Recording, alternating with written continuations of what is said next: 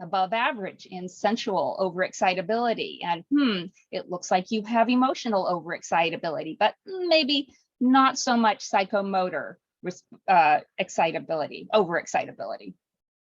Our primary research question over the years has been, are gifted students on average higher in the big three, imaginational, intellectual, and emotional overexcitability, and perhaps other overexcitabilities? And then what are the implications for giftedness?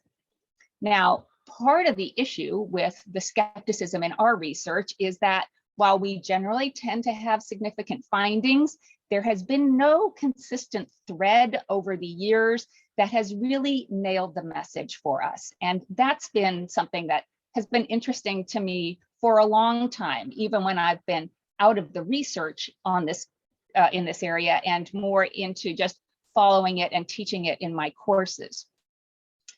Then all of a sudden, it seems there's a new kid in town. It's the Big Five. The Big Five, which comes to us from personality psychology, as the new kid, I should say, overexcitabilities came to us in the 1930s. The Big Five really started gaining prominence in the late 70s, early 1980s. So, and it is personality psychology. And I have to thank Frank for giving me a good lead into this. We'll come back to the difference in momentarily. But the Big Five, as developed by Costa and McCrae, purports to describe the vast majority of human personality as a combination of where people land on these five continuum: a continuum of conscientiousness, of agreeableness, of neuroticism, openness to experience, and extroversion.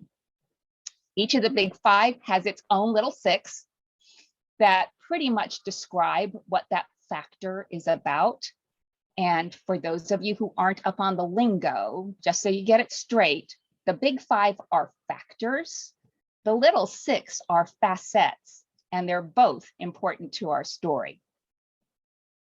One in particular is going to be significant to us today, and so we're going to dwell on it a little, and that's the one called openness to experience.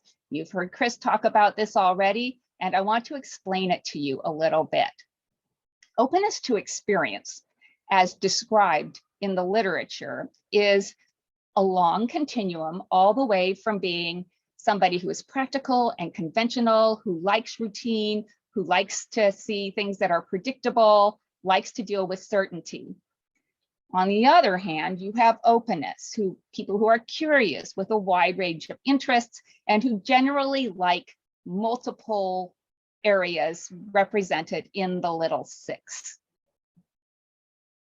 Interestingly enough, people who are high in openness to experience also tend to be high in other attributes, including intelligence. This will be important to us, including moral reasoning, including creativity, emotional awareness, absorption, like Csikszentmihalyi's flow, and even in the tendency to experience awe.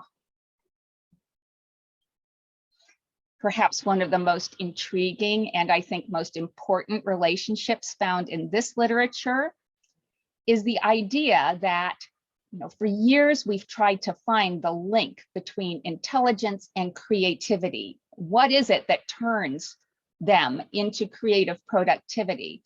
And in a couple of independent research studies, people have found that openness to experience might be that link. So again, I think this is really important. These are must-read articles from my perspective, conducted independently and drawing much the same conclusion. Taken together, all of these shared characteristics led McCrae to conclude, after doing some case studies and reading the biographies of eminent individuals, that the idea that openness to experience is a key feature in the psychology of genius. Perhaps genius is a quality of the mind, an approach that takes in much of life experience, processes it deeply, and discovers new possibilities.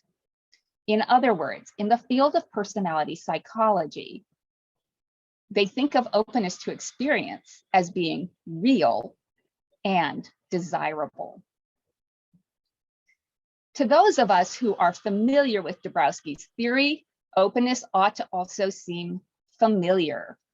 Let me show you what I mean. Here is the extended definition of openness.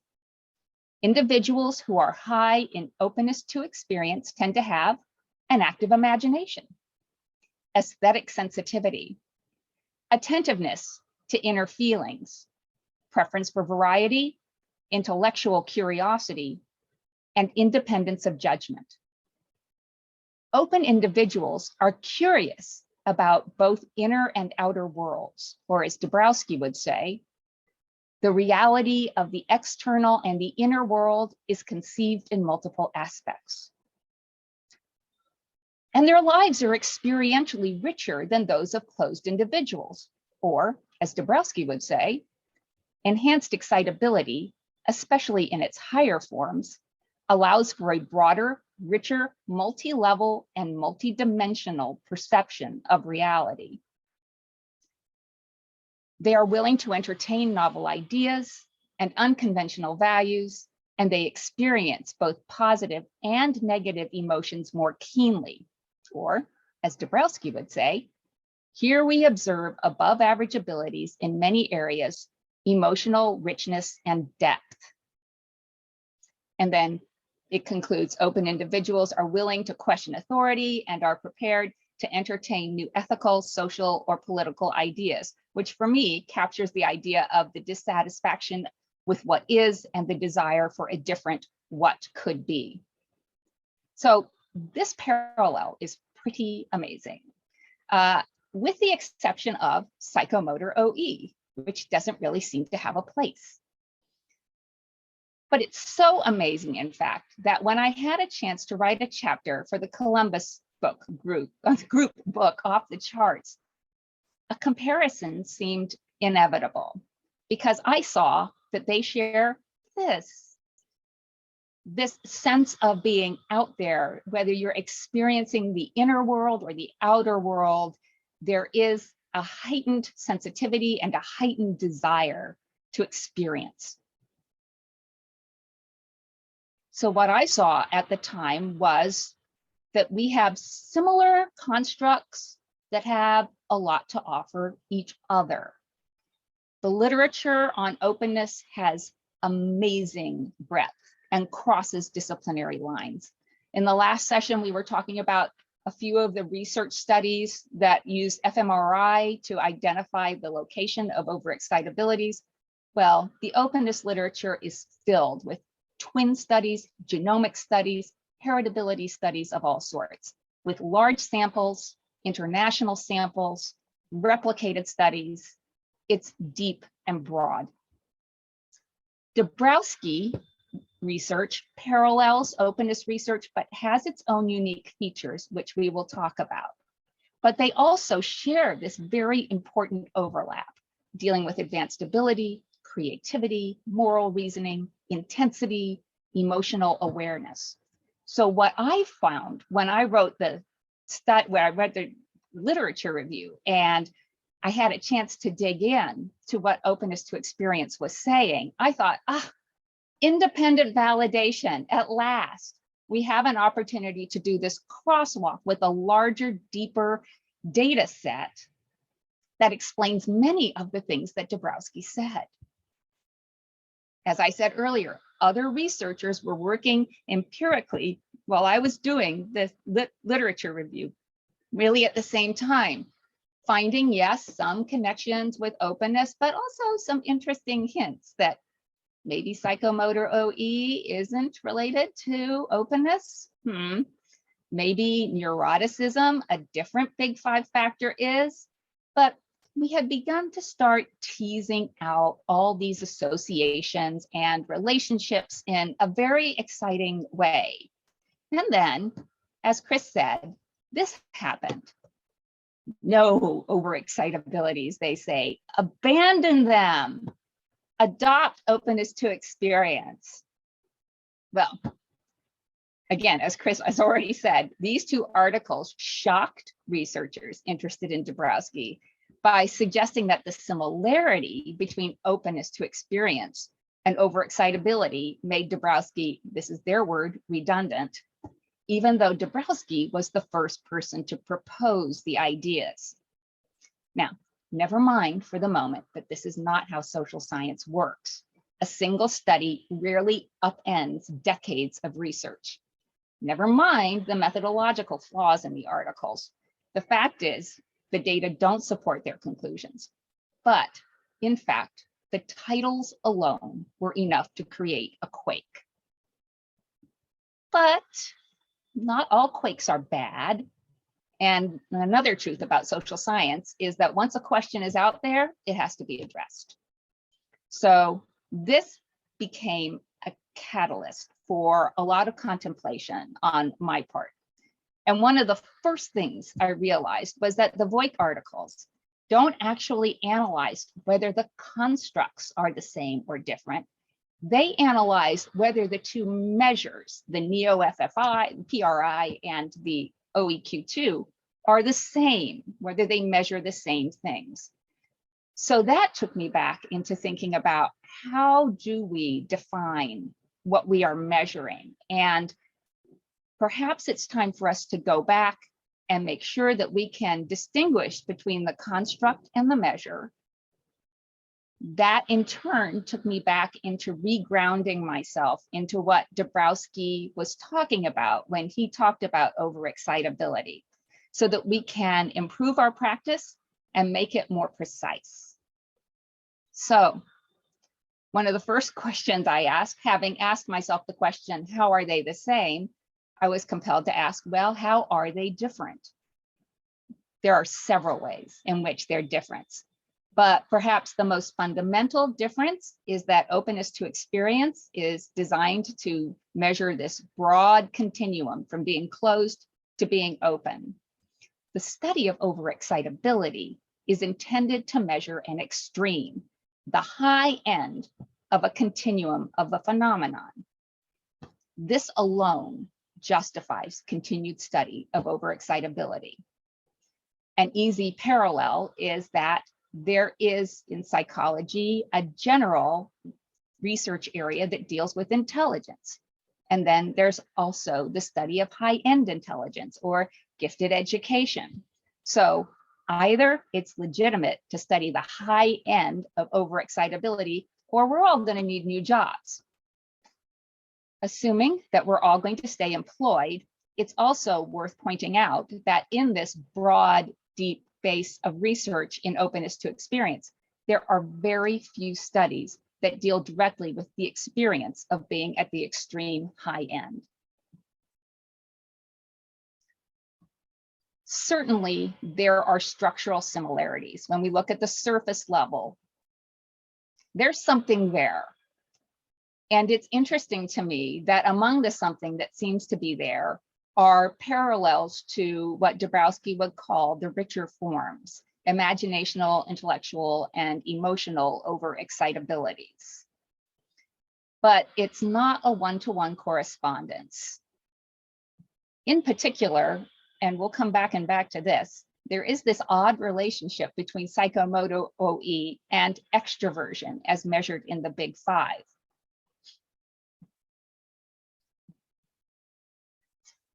Each also treats values differently. In the Big Five, values are a personality trait associated with openness to experience. You don't find values on the OEQ2 or in any overexcitability questionnaire because Dabrowski treats values as a function of human development.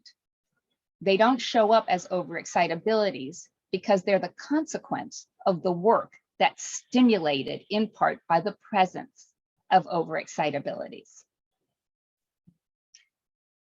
This is all to say what Frank has really just said, that openness to experience and the Big Five are personality psychology. Overexcitabilities and the theory of positive disintegration derive from clinical and developmental psychology. They are both branches of psychology, but they operate with different aims and seek different objectives. Look at it this way. We have observable behaviors, and we have core attributes. The big five and openness to experience among them take a top-down approach. In fact, they don't even pretend to try to explain the source of behaviors or the mechanisms that account for them. This is what Dabrowski is all about, on the other hand, going from the bottom up. What are our core attributes, and how do different dynamics within those attributes result in surface observable behaviors? So to answer the first question, how are OE and OTE different? They're different in the range of experience they attempt to measure. They have some structural differences. They differ on a theoretical basis, and they differ in their implications. So again, this is enough from my perspective to say this warrants further investigation, even if they were exactly the same, and they're not. The next set of questions: how can we, who do research in overexcitabilities, ensure that we're measuring an extreme? Are averages really the best way to assess an extreme? Which takes me back to really the core question: what is overexcitability? Dabrowski gives us a brief definition, which Frank elaborated on. Each form of overexcitability points to a higher than average sensitivity of its receptors, which is to say it is neurological. And what happens in neurology impacts everything really, but the source of neurology has an impact on what happens in observable behavior. Now, Dabrowski also said, increased psychic excitability or superexcitability is difficult to distinguish between normal excitability. So it's nice that he acknowledged that, but it's up to us to now sort of try to find that dividing line, something that I think can keep us busy for a while. Still, if we're going to be accurate in our research, we need to acknowledge sort of the vagueness and messiness of averages as we conduct research on something called overexcitability.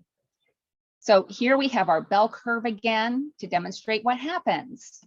Okay, we know what an average is. It's a midpoint with scores above and scores below. But the average point sort of blends that high and low together. It is the midpoint. We don't often talk about standard deviations when we talk about average scores. We just say, on average, this group is higher or lower.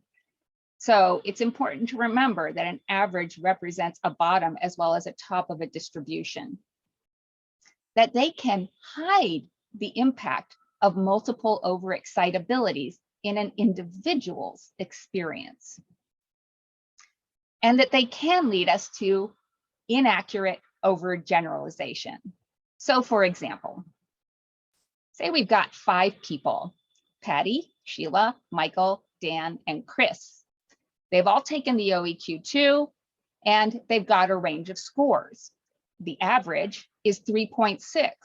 So we could say this group, on average, is high in imaginal OE, even though I, as an individual, am not. This can unfold in a number of different ways. Here's another configuration with an average of 3.6.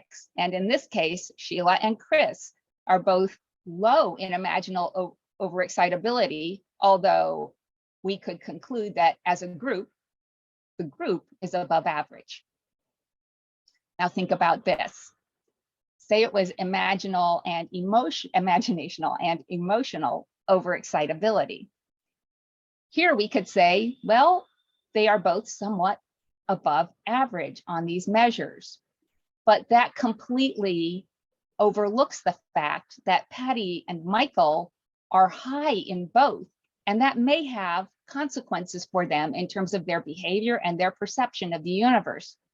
Sheila is high in neither, and others are high in just one. So it doesn't address the question of the frequency of OEs. So to my mind, one of the things that we really need to do in the research is to get rid of the lower tail. Having a cutoff score is actually more consistent with Dabrowski's original intent and his methods, as we now know from the 1938 article, where he discusses the 100-item questionnaire, which has been lost, unfortunately, but where he used a cutoff score. The other thing we need to attend to is the fact that consistently in his writings, he talks about the presence of multiple and strong manifestations of overexcitability. Accelerated development is above average abilities in many areas, emotional richness and depth, and multiple and strong manifestations of psychic overexcitability. And again, the interaction between different forms of overexcitability leads to important developmental consequences. And again, one could say that one who manifests a given form of overexcitability, and especially one who manifests several forms of overexcitability, sees reality in a different, stronger, and more multi-sided manner. And in fact, while we know that Dabrowski places particular importance on intellectual, imaginational, and emotional overexcitability, that didn't stop him from playing around with other combinations. In this great article by Limon, Passion of Growth, she describes other combinations that he discussed as part of his work. In fact, one of the questions in the back of my mind is, do the big three have to occur together? Is 2 out of 3 of the big three sufficient? I think these are empirical questions that we haven't really addressed yet. But that said, it seemed to me that what we should be about when we're looking at overexcitability and multiple strong manifestations of overexcitability are frequencies of the top end and not average scores. So how can we assure that we're measuring an extreme? We need a cutoff score, and we need to get rid of the lower tail. Are averages the best method to assess an extreme? Frequencies come closer, I think, to what Dabrowski intended. So the next question is, does that work? And that's what led to the article that was just recently published in Gifted Education International and that I discussed on Chris's podcast. Fundamentally, I did what I just said. I scored a set of OEQ2s. These were from highly gifted students attending a charter school for the highly gifted. I pretty much took a statistical machete and did a cutoff at 3.5, which was choosing above average on more items than not. I then coded them 0 or 1. You're either above 3.5 or you're below 3.5, and I added them up so that you would get a score of 1 to 5. Those of you who are statisticians may be saying, well, couldn't you just do the same thing by creating a total OE score, like a total openness score, and looking at correlations and regressions? Probably, but that's not the way the OEQ2 is scored. It's never been scored that way. And quite frankly, I didn't want to get into the psychometrics of demonstrating the reliability of a total score. I really just wanted to get at a sense of where we are in the direct comparison of two paradigms. So I'm discarding the lower scores, stacking up the high scores across the OEs, and seeing if there's a difference between somebody with 1 OE as opposed to 5 OEs. In order to do this, we look at analysis of variance and comparing the continuous versus the groups. It's also just quickly important to recognize that when you score high on openness to experience, you're also getting high scores across a number of different attributes. So you can't get a high score on openness by being just high on ideas. You have to be high on several of these little six: the feelings, fantasies, aesthetics, ideas, and values.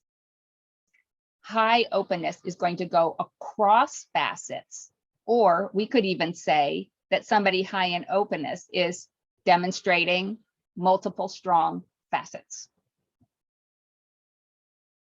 So here's the data from the first study. I gave kids the OEQ2 and a measure of the big five, and I simply did an analysis of variance where I looked at the number of overexcitabilities and the impact that would have on the scores on the openness, the big five measure. First thing we find is, and I saw this in the chat earlier, that the number of kids with multiple overexcitabilities, it increased in number as the number of overexcitabilities increased, although I did cluster the 3+ together. It's also important to notice that there were 10 kids in this sample who exhibited no overexcitability or reported no overexcitability. And I think it's important for us to acknowledge that even in a group of highly gifted kids, there may be some kids who just don't have overexcitabilities.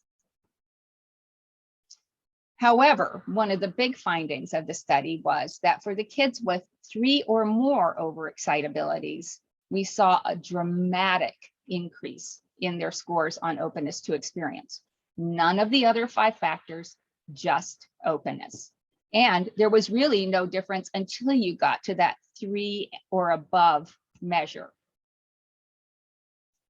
It was also interesting to me that compared to the norms for this measure for kids this age, 12 to 13-year-olds, which was 27, the score of 34 for the kids who had 3 or more overexcitabilities was dramatic. So for highly gifted students, it looks like the number of OEs does matter, especially in association to the characteristics that go along with openness to experience.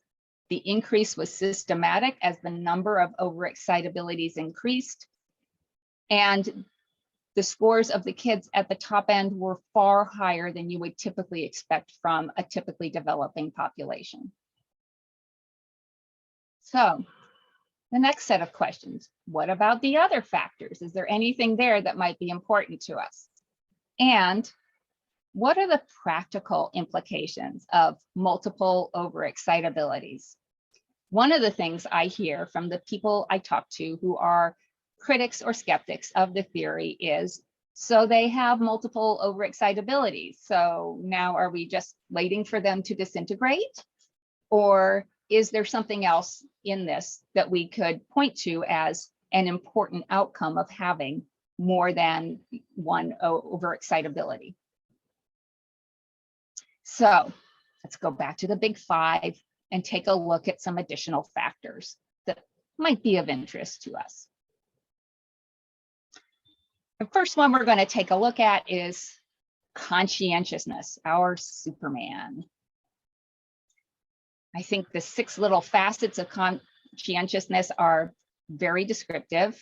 These are people who are, if they are at the high end, are competent, orderly, dutiful, achievement striving, self-disciplined. These are the kids with grit.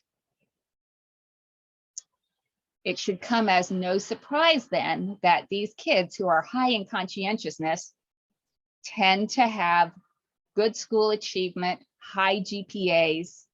Interestingly, they're not quite as likely to have strong fluid or crystallized intelligence. On the other hand, kids with openness tend to be high in creative productivity, high in creative or crystallized and fluid intelligence, but the relationship with school achievement is not so strong. And this is just a summary of articles from a review. If you see pluses, it means that the study shows a relationship with GPA or course grade. If you see a 0 or a minus, that means there's no relationship. And you see conscientiousness is far, far, far more related to GPA or course grade than openness. So achievement and GPA on one side, intelligence and creativity on the other. Taking this a step further, do overexcitabilities have a relationship with what we call deep learning? Again, this connects to what Frank was just saying. If we look at surface learning, this is learning because you need to learn. It's necessary learning based on minimal effort, founded on memorization and external motivation. Deep learning, on the other hand, is learning to understand, taking the time to identify patterns, connecting old and new information, relating concepts. This is, in fact, expert thinking. Learning with different motives and selection of different strategies associated with either surface or deep learning makes us curious about what characteristics are associated with each. Indeed, one seems more related to authentic education around universal values than the other. At this point, you probably won't be surprised to learn that surface learning is deeply connected to conscientiousness, while deep learning is a little associated with conscientiousness because you have to memorize stuff to think deeply about it, but it's got a much deeper association with openness to experience. So one question is, does the same hold true for overexcitabilities? And then there's the social emotional side. Now, I was preparing my slides and my son, who's studying psychology, came into the room and he said, "Mom, that's the picture you're using? Isn't it more like this?" And he may be right, especially at the extreme end, but as handled by the big five, it reads like this more often. Characterized by anxiety, hostility, depression, self-consciousness, impulsiveness, and vulnerability. Now, the literature on gifted education consistently shows that gifted kids are, on average, very well adjusted. But we also know that there is a group of kids who are challenged by life's big questions, by anxiety, by impulsiveness, by global problems, and by the consequences of all of those. According to Dabrowski, individuals with more overexcitabilities will probably be the ones who are experiencing this kind of angst. And I wanted to test that out too. So I've just finished analysis of a new study where I wanted to replicate and improve upon the previous study. I used a different Big Five measure this time so that I could look at facets as well as the big factors. I used a slightly more nuanced cutoff for overexcitabilities. I investigated the relationship between the number of overexcitabilities and conscientiousness. And I also tried to get a little more depth on what we could get from emotional overexcitability. In terms of practical relevance, I looked at learning preferences, deep or surface, and then I also looked at emotional adjustment. So there were 330 students in grades 6 to 12. They are also attending a different charter school for gifted students. This charter school cannot vet based on giftedness. They have to take all comers, which ends up being a complicating factor. They all took the OEQ2. They all took the study process questionnaire. About half of them also took the Big Five measure, the Big Five 2, with little facets within each of the big factors.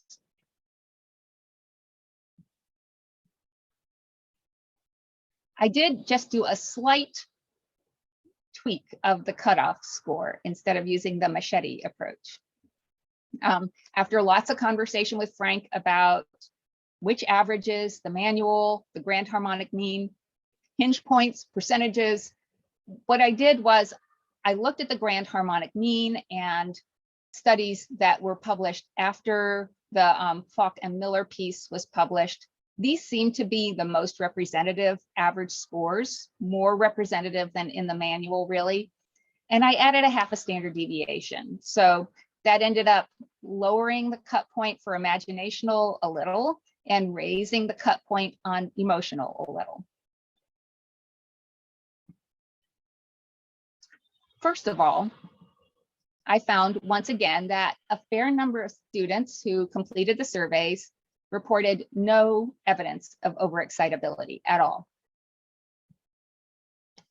But 37%, slightly more than a third, reported 3 or more overexcitabilities. And as a point of comparison, it was 35% in the previous study.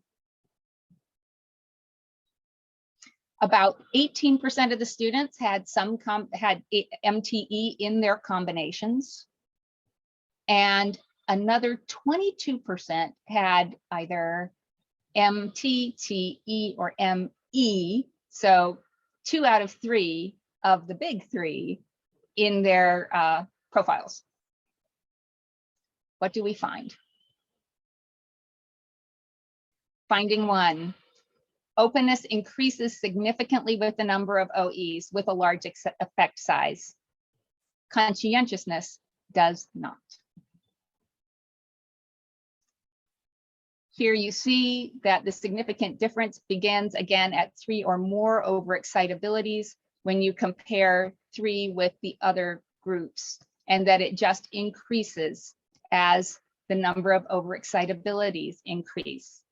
And when you compare them to the norm, which is the bottom line, and in this case, it's college students, the average scores of the kids with multiple excitabilities are much higher.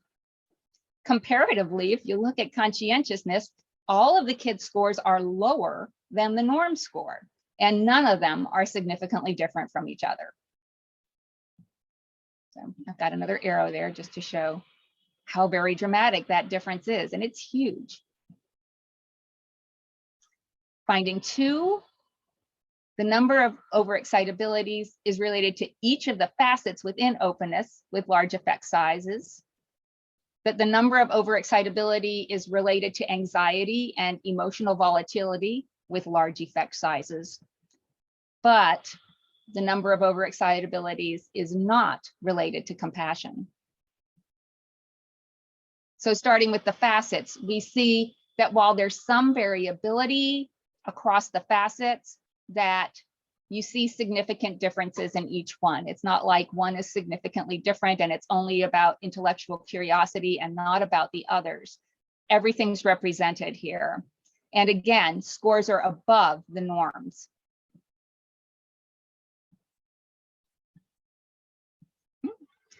Looking at the social emotional side, we see both anxiety and volatility increasing with the number of overexcitabilities relative to other kids with overexcitability. So we're looking at columns and not across rows.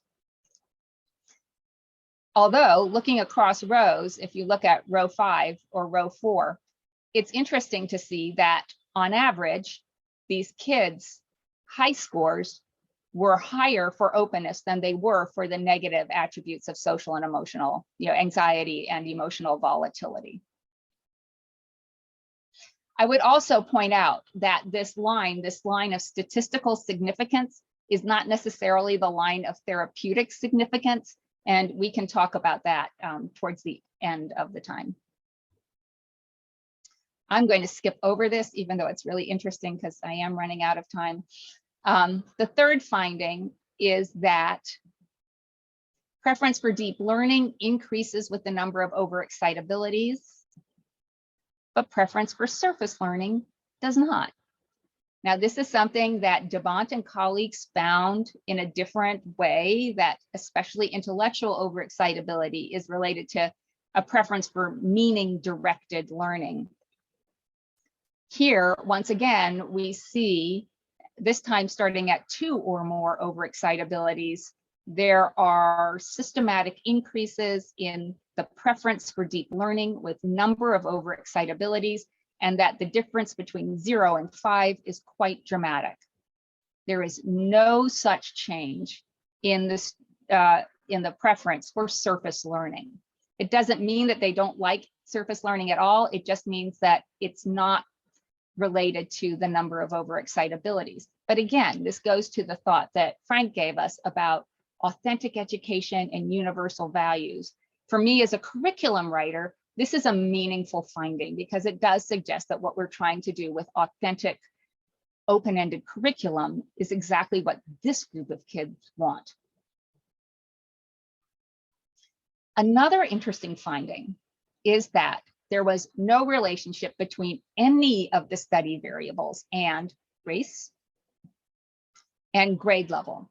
I did find some gender differences, which I will be teasing out as we go on, but, and here's the big surprise, there was no difference between the kids who are actually identified gifted and the kids who were not. So what? I have a couple of ideas as to why this may be true. And the one that I'm really not entertaining is the one that this is the one study in the entire body of research on openness to experience where indicators of ability make no difference. Instead, I'm looking at the fact that this particular state where the study was done uses multiple pathways to identification. You can qualify based on ability or qualify based on achievement. And as I just showed you, ability is associated with openness to experience. Achievement is associated with conscientiousness. So that could muddy the water. Another possibility that would be good news for this school is that they're actually doing what they want to do. They're attracting gifted students who have flown under the radar and weren't identified. Either one of those could be true, and I think is more likely to be true than the idea that giftedness makes no difference. So again, conscientiousness does not increase with the number of overexcitabilities, but anxiety and emotional volatility do. Practical implications here are both social, emotional, and educational. So quickly in the time left, what's the shape of the landscape right now?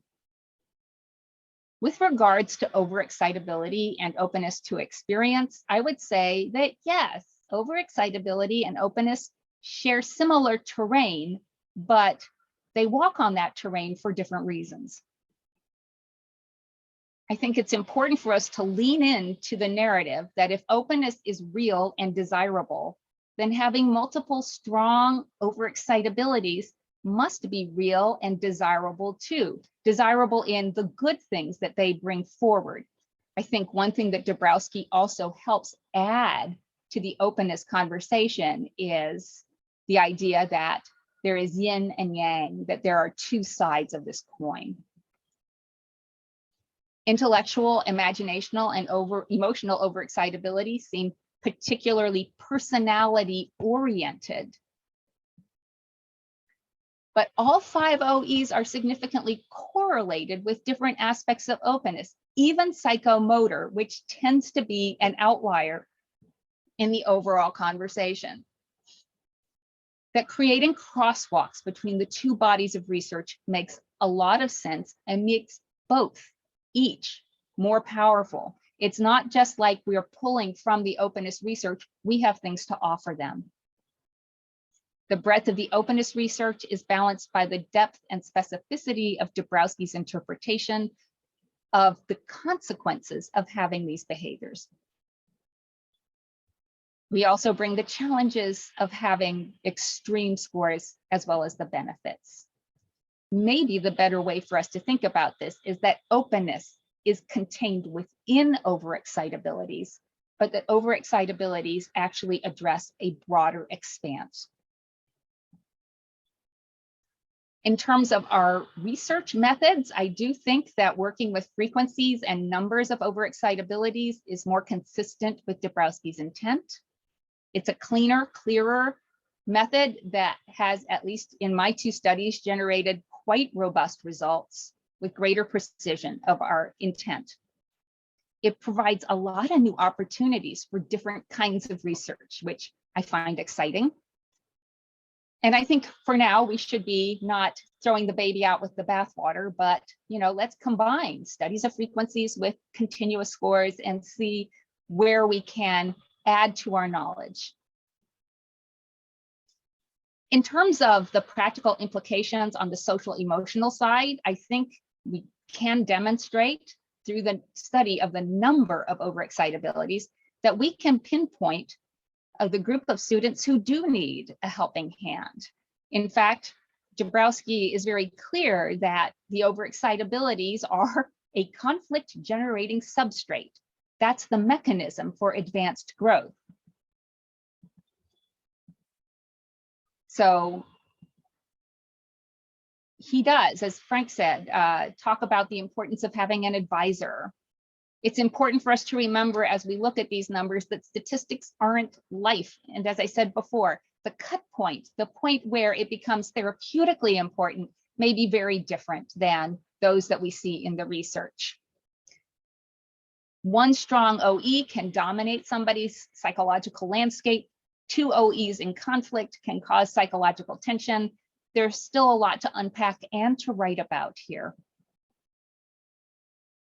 In terms of practical implications, deep learning is associated with complex, higher order, creative, expert thinking. Kids with multiple OEs prefer deep learning. So multiple and strong OEs must be desirable.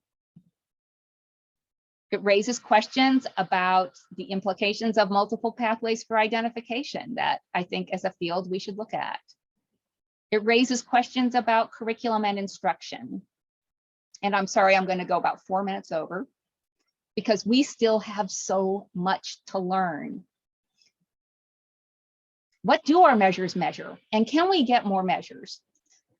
One of the things that's true about the openness research is that there's like a million measures. There are really too many measures of the big five and openness because it's hard to interpret findings. But we could use more than one.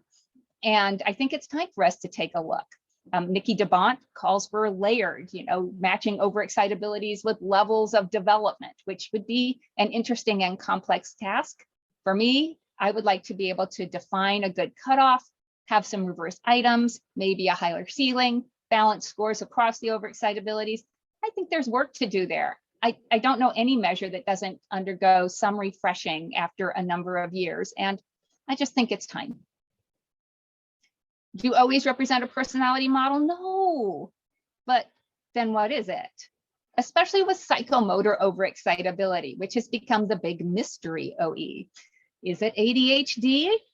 Well, what about athletes and dancers and rangers and people who love working with their body in the universe? What's the nature of this relationship? Since if you read the description, it doesn't sound like personality at all. So why is it so consistently correlated with the other overexcitabilities? What are the relationships among the OEs?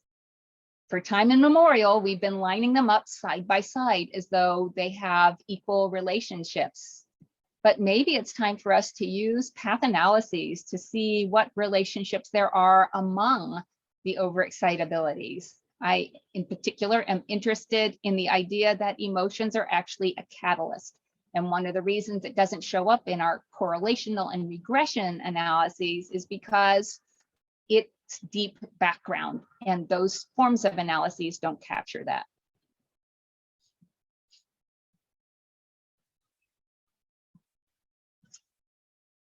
If strong OEs or openness to experience is good, can it be increased? Well, just to end it all on a little bit of humor, but this is true.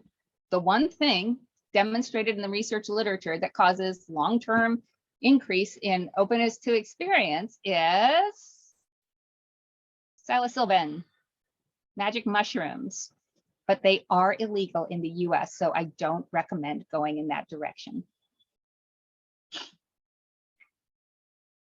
Finally, I want to reiterate what Chris said earlier today, that it's really time for the research in Dabrowski in many respects to get back in the game. We need a new narrative relative to openness.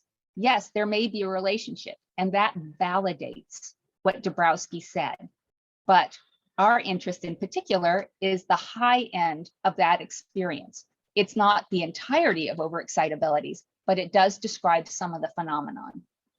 New measures, new scoring. We need, as part of this, getting back into the game and leaning into our positive message to make sure that we take responsibility for correcting misconceptions that are out there on the internet. Like all kids have overexcitabilities, all gifted kids have overexcitabilities, because that may not be true. Or that overexcitabilities are an excuse for bad behavior, which is definitely not true. We need more research, more presentations, more publications. I will tell you that the upcoming NAGC convention, there will not be many presentations on overexcitabilities. There will be a couple, but the reason there won't be is because there were very few submissions. I am eager to create balance in the field in terms of different perspectives that are presented, but there's not much that can be done if we don't get proposals at the convention. So I would say, get in the room, get at the table, and start making your voice heard. I don't think this is a sunset for us. I think it's a dawning. I think it's time for us to stop doing our disintegrating around the Voight articles, but it's time for us to reintegrate at a new and maybe higher level. I've included a bibliography at the end of my slides. I'm going to be sending Joy an updated set.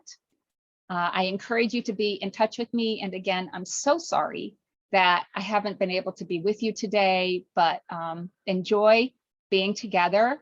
Be in touch with me if you would like. I now know that I am the only thing standing between you and lunch, so I will close. Thanks, everybody.